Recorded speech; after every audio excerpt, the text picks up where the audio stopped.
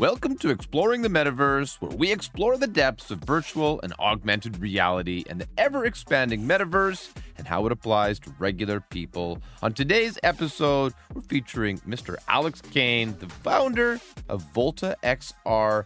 This is an amazing audio-visual experiential platform that has the potential to revolutionize the way that DJs, producers, and creative musical individuals approach visuals in their live performances. And this is a globally accessible platform, easy to use, fun to experience. I hope you enjoy the episode.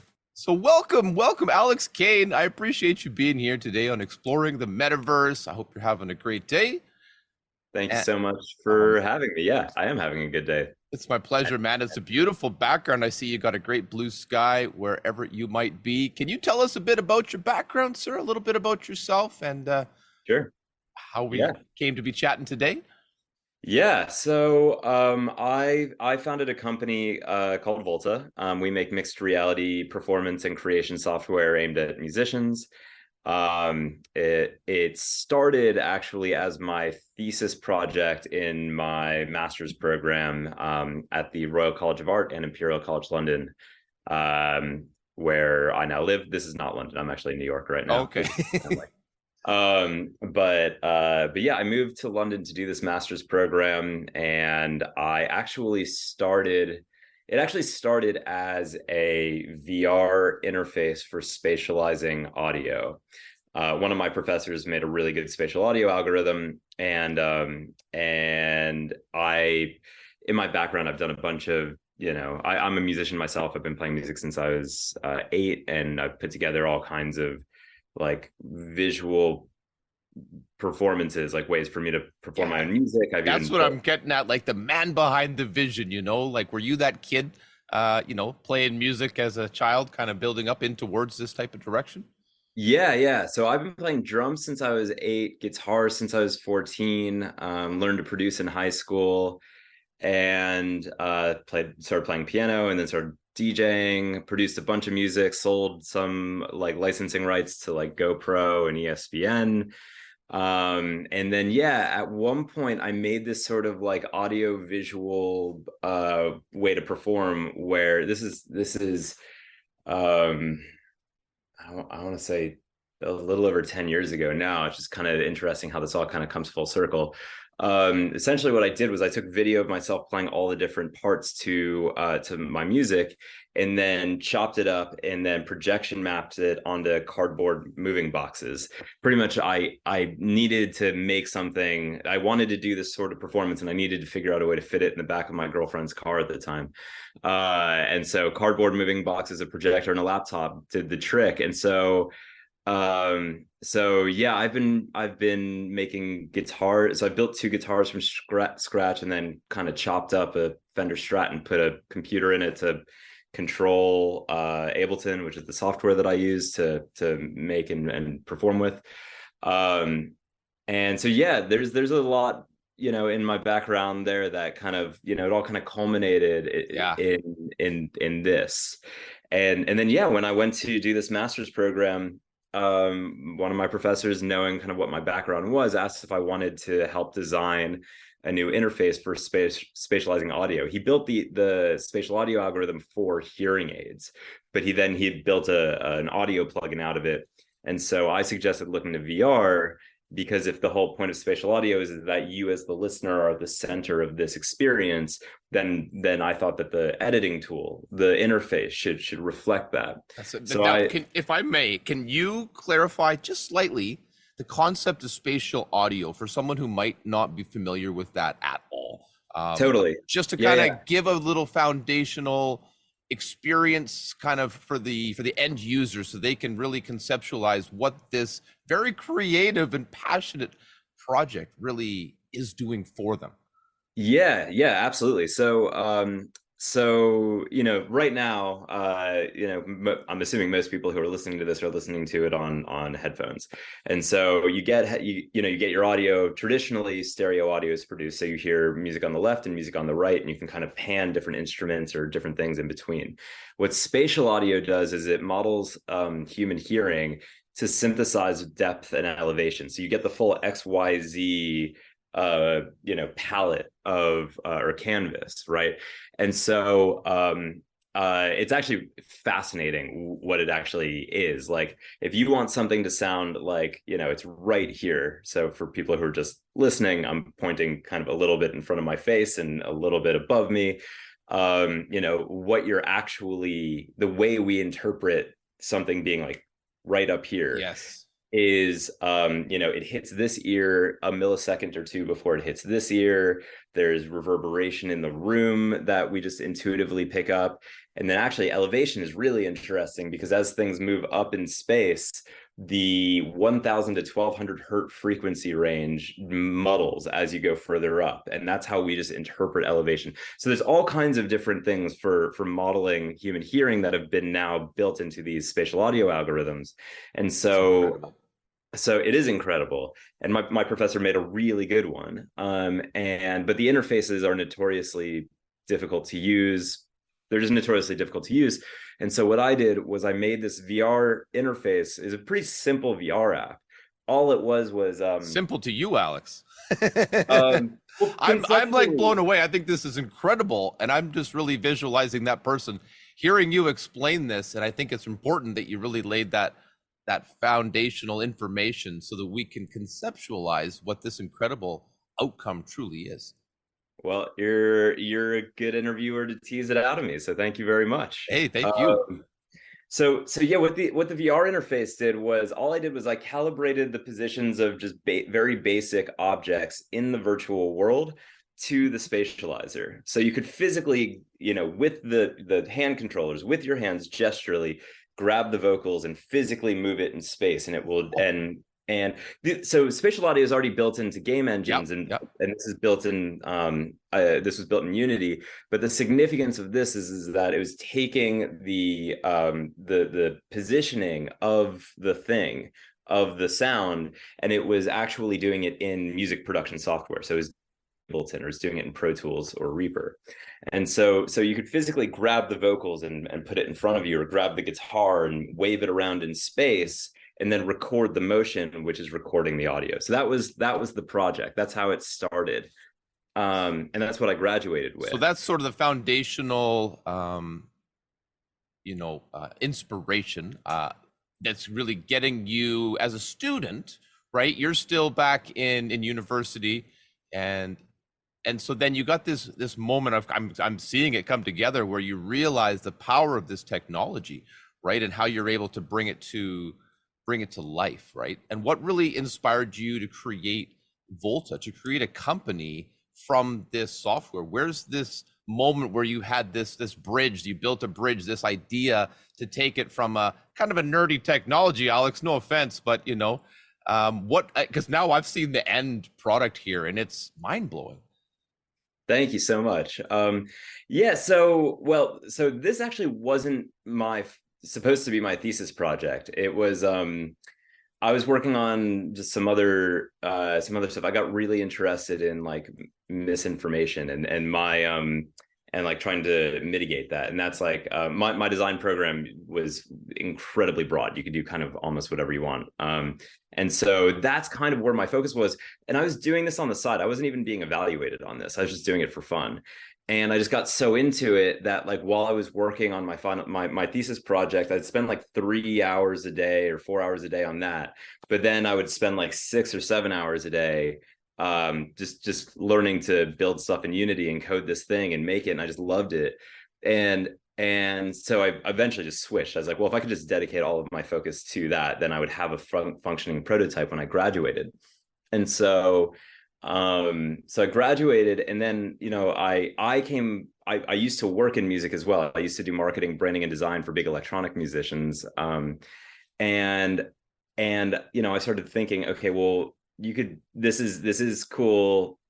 It is kind of nerdy. I wasn't that into, like, I mean, nerdy's great, don't get me wrong, but I wasn't really I wasn't really that into keeping it in a studio environment. I grew much more interested in how you could apply things like game engines and gestural interfaces and physics engines to the performative side of music. I kind of had this idea of there's a big artist on a stage, and then a big drop is coming in a song, and instead of just like turning up the bass on a mixer where you just like do this little motion. Yeah, one little click on the keyboard or something, like a minor Yeah. action.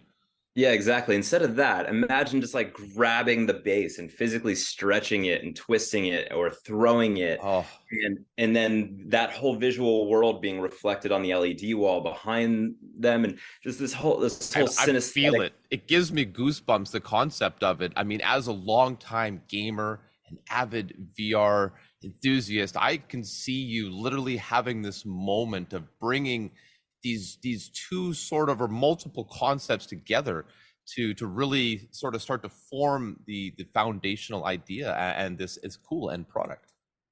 Thank you. Yeah, I mean that's where it was going, and like that was the aim, was exactly that, was like that synesthetic cohesion between the music, the visuals, and all of the gesture in between, and try to make this sort of this language that brought it all together.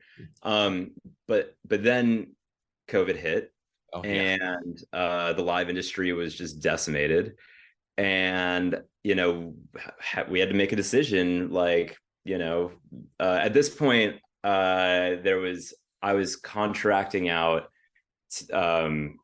like I wasn't the best coder in the world. I built something that I could keep together with like super glue and duct tape, right? Like it But an held up. idea, anybody could code it. When you actually have the idea, the coders just need an idea to go.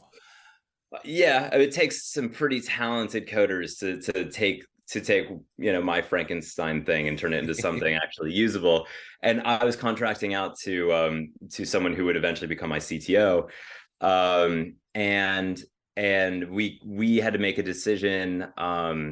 And then someone else who was helping me out, who's in strategy consulting, we brought him on as our chief product officer. We had to make a decision at that point. We decided we could flip the user flow. So instead of using Volta, using mixed reality as an interface, we could invert it, and it would become the output. And so that's what it is now. You feed music and music metadata into Volta.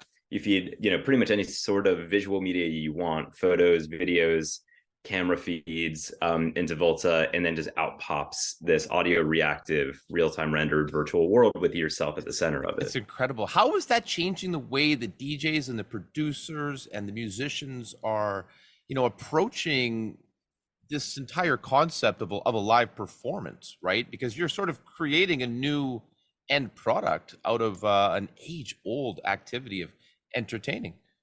So the way I like to think of it is, if you look at the trajectory of performance, right? Like from the first, instruments up until like the 50s, largely the aim of performance was accurate recitation of the music, because you didn't have another way to go and listen to the music.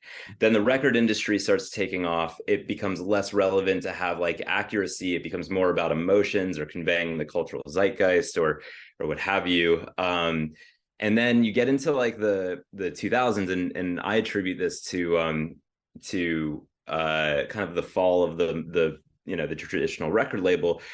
Traditional record labels died because people started distributing music for free, and so most artists' core revenue stream shifted from record sales to live shows. Whereas in the past, you would release an album and then tour to boost the sales. Now you release an album to boost your ticket sales. Yeah. And so the quality and the intensity, and the grandeur of live performances has really taken off in the last 20 years, and to the point where like the main focus of performance now is the spectacle of the event, and increasingly using new technologies like game engines.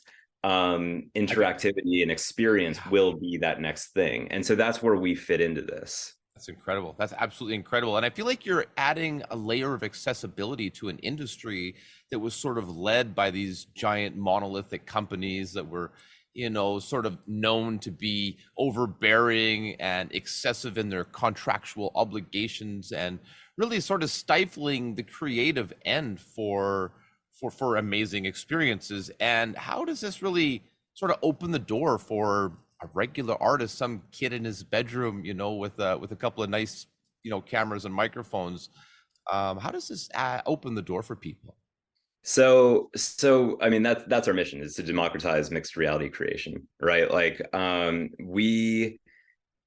we think that mixed reality is going to become a respected art form in its own right, like on par with, music and theater and And I'm gaming. right there with you. Like, I am on board. Like, you've given me goosebumps twice talking about this concept, and I hate to interrupt you, but yeah, sorry.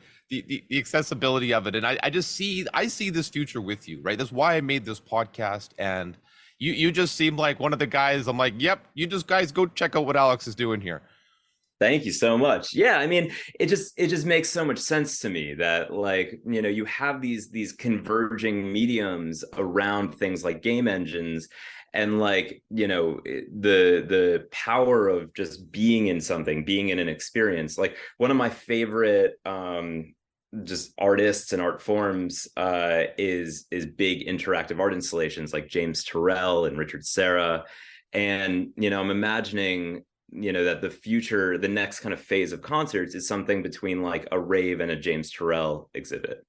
And but that's never the what it's the cost and the complexity up until now has been either the cost or the complexity, because game engines at a personal level are free, but to create something meaningful is really, you have to, like, it's, they're incredibly powerful, but they're very complex. Or you pay someone, hundreds of thousands or even millions of dollars to make you an experience. And so, if a paintbrush costs $500,000, then very few people would get to use it, and those who wouldn't be optimizing for creativity, they'd be optimizing for a return on their investment. Yeah. And so hold on, someone's just trying to call me. No worries. So we just don't think real artistic creativity can come when you don't have accessibility to the tools. Like, you won't experiment. You'll stay in the lines because it's too expensive and too costly. And so we really want to see mixed reality become an art form, and the only way that I think that will ever happen is when enough people get the tools to make it. And so Volta's free, and we intend to keep it that way. The way that we plan to monetize it, because we're literally releasing this version of Volta in the next couple of weeks, that with this monetization is essentially, artists, we only make money when artists make money. So the way it works is, you can open up Volta and you can immediately just put yourself in one of our, really well curated worlds, or you can go and make your own and put yourself inside that. And what you can do, you'll literally be able to, we're starting with Twitch as like the first platform that we do this with, but you'll literally be able to log into Twitch within Volta. It will handle all of the authorizations for you, all the backend authorizations. And then what you can do is you can literally let your audience control aspects of the world from things like the chat window, from a Twitch extension that we built. And some of those interactions can also be paid. You as an artist can choose whether or not you want those interactions to be paid. And then we take a cut from the paid interactions. So if Exploring the Metaverse Twitch handle, you wanted to watch me perform, and I say, if you type the word boom in and put like 200 Twitch bits, which is like $2 or something, then you will have this big psychedelic explosion happen. And then I, as an artist, get there's $2, we get 20%. So I, as an artist, would get $1.60, and then Volta will get 40 cents. So yeah, like, we're making it as accessible as we can, and we're making our monetization model as aligned with artists as we can. We don't want to put a paywall between us and them, and we just want our incentives to be aligned, because it has to line up with the goal, which is to democratize this. Yeah. No, I think it's incredible. And I really think that you're adding this huge creative opportunity, and you're really sort of making Like I equate it to like Minecraft for making a concert, you know, like it's an open platform that allows you to do almost anything in this sort of genre. And you kind of talked briefly about the process of going live. I mean, I'm a live streamer as well in a different sense on YouTube, and I can really visualize this experience between the host and the guest or the viewer or the listener.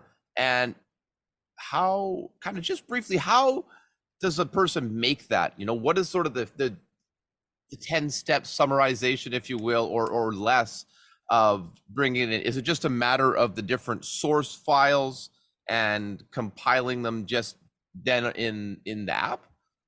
Yeah, so this version that we're releasing in, like I said, in a couple of weeks, we've pretty much stripped away a lot of the complexity. You'll open it up, it'll say choose your camera. So it can be, a webcam, it can be any camera. Choose your audio source. So, if you're using Tractor DJ software, that can come up Okay, so like really awesome stuff here. Yeah.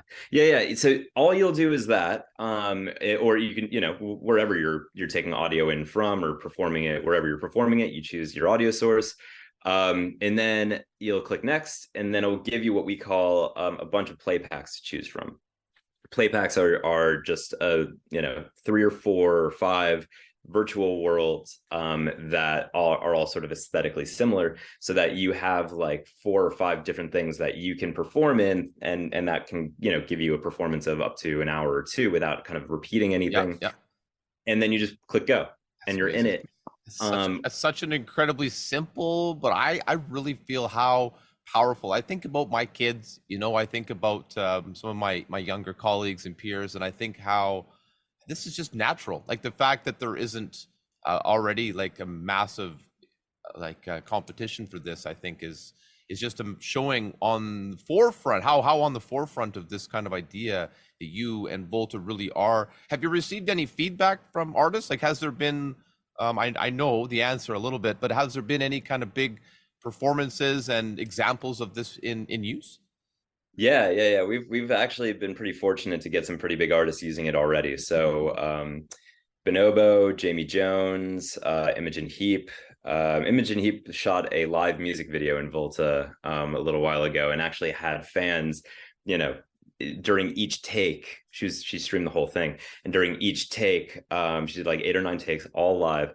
The fans were saying, do more of this effect, do less of that effect, or something like that. So she was actually able to change the music video during each take using her fans' recommendations. And then I think it was the 8th take that they ended up going with as the official video. So that's called Last Night of an Empire. It's so powerful, really. Like, yeah.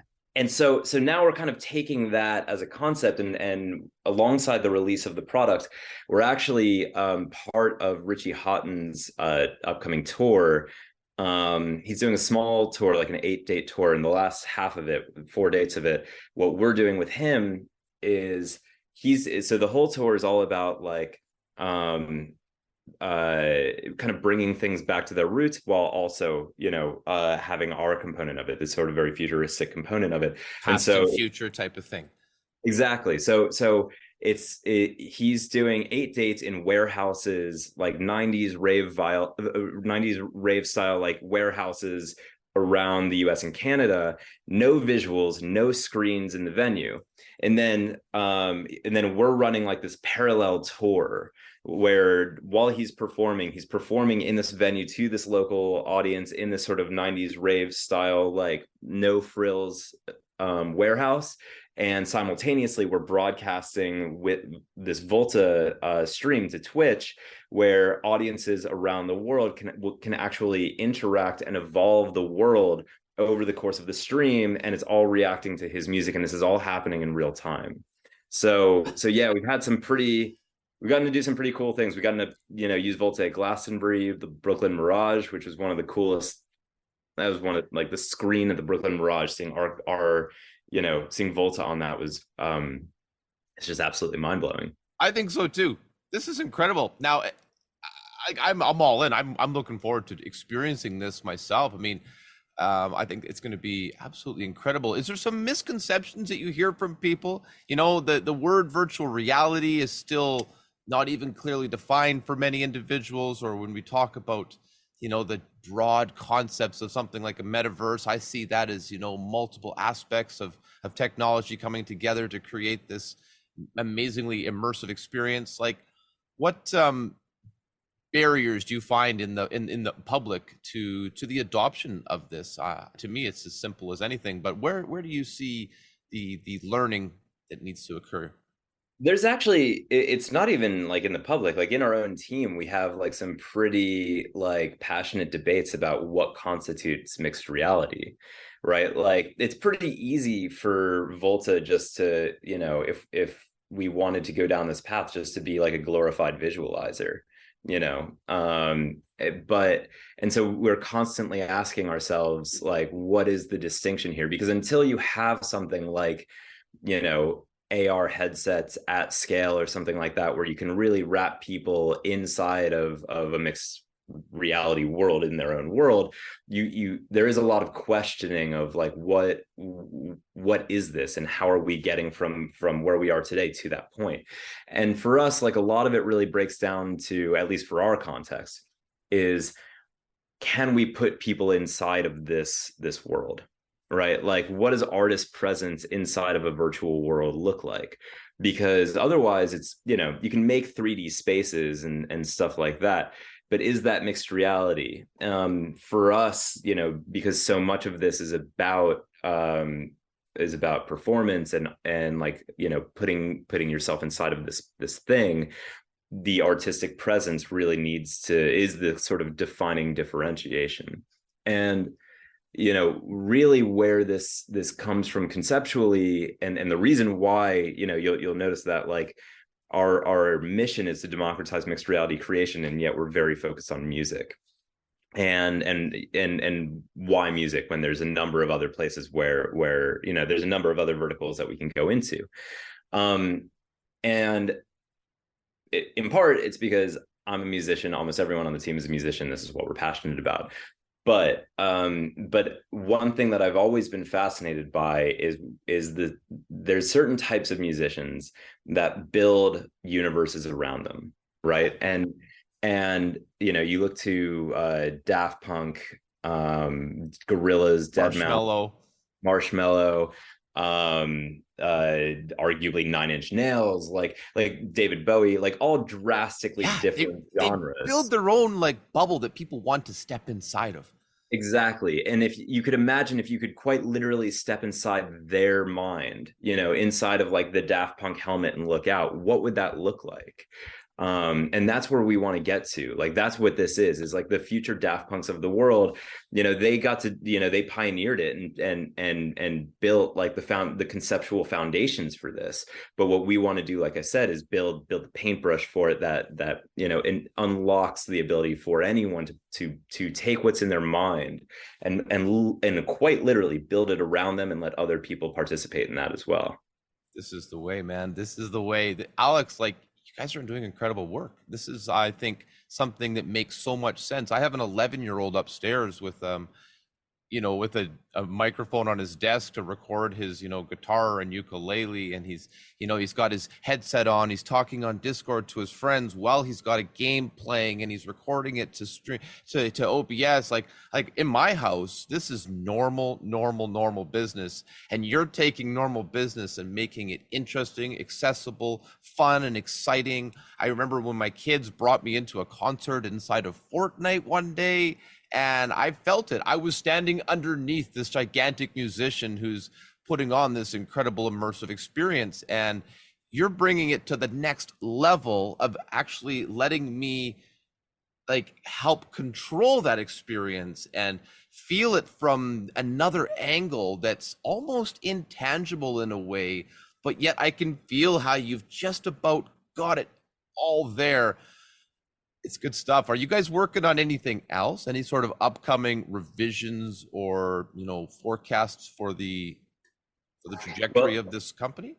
Well, like I said, you know, we're about to release this version of this product, which which this has been in development for about 4 or 5 months now. Essentially, we took like the creation side, and the creation side had everything. It was this big monolithic tool, which was effectively an abstraction of a game engine, when you really break it down. And it had all of the components in it to do all this stuff. And what we're now doing is we're splitting it out so that the performance side is separate from the creation side.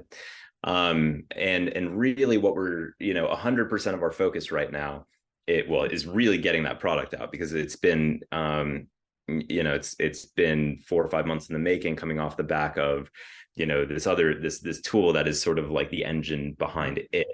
And so now everything that we're doing is about learning, putting this into the world, learning what makes for good, meaningful interactions, what makes for, what is the difference between watching something and feeling like you're on the outside looking in versus feeling like you are legitimately contributing and legitimately part of this.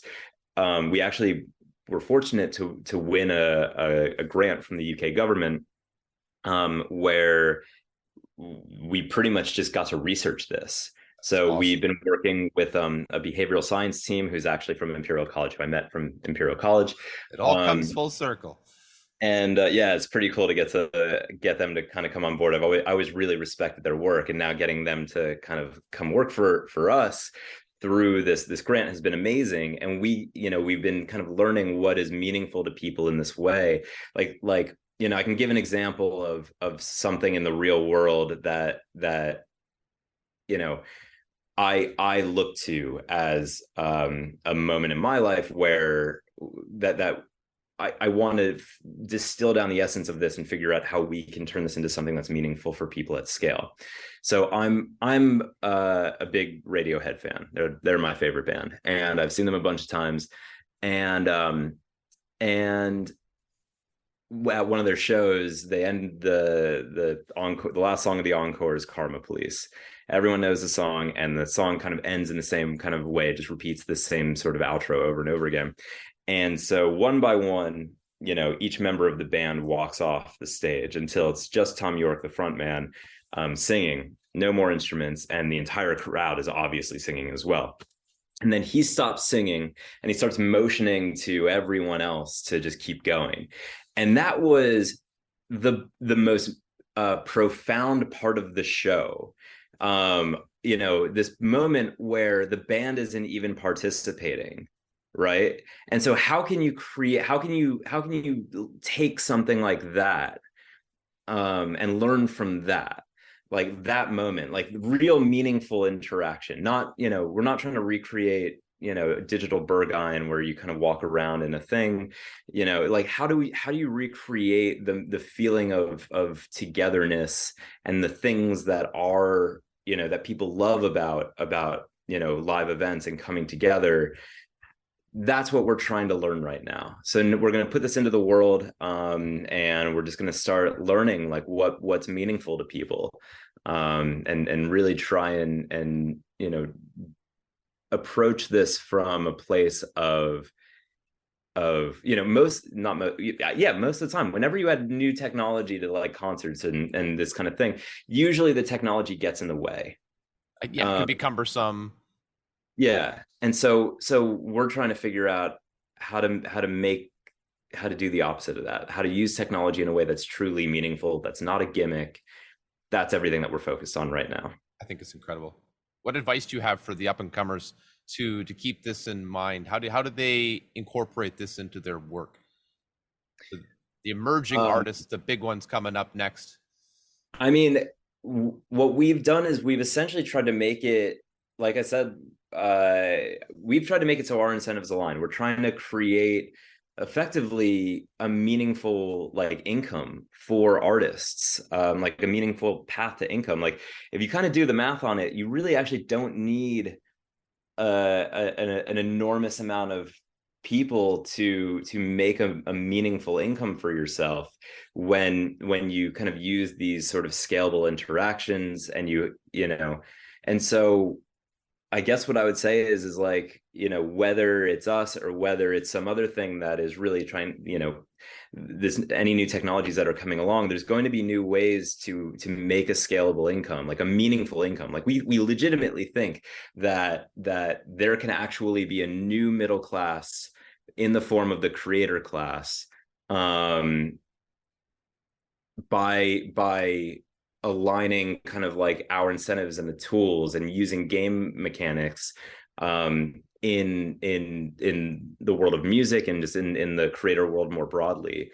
So I would say, I mean, obviously I'm a little biased, so use Volta for this. Yeah, I But don't see any other path forward.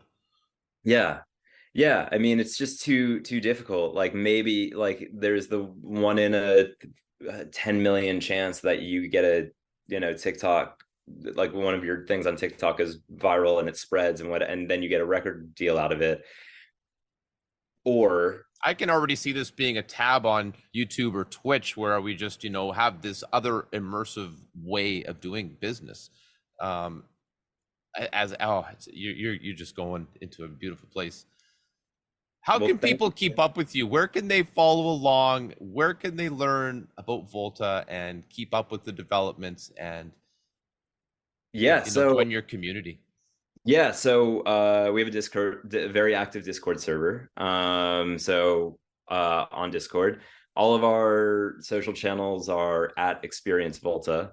Our website is volta-xr.com. Download Volta; it's totally free, like we said, like I said. And then you can also sign up to our newsletter where you'll see new content being made, new updates coming out. So there's a number of ways to stay in touch. But yeah, I mean, most importantly, just go download it. It's free. Start playing around. That's awesome. Volta-xr.com. Alex Kane, thank you so much for your time, sir. Thank you for being here and sharing with us this incredible new technology. Thank you so much for having me. This was a great conversation. I hope you've enjoyed this episode with Mr. Alex Kane from Volta XR. Please don't hesitate to contact me directly with any potential guests, comments, questions, or concerns at exploringthemetaversetogether@gmail.com. That's exploringthemetaversetogether@gmail.com. We've got a Facebook page, a YouTube channel. I'm just getting started. Thank you so very much, and I hope you have a beautiful day.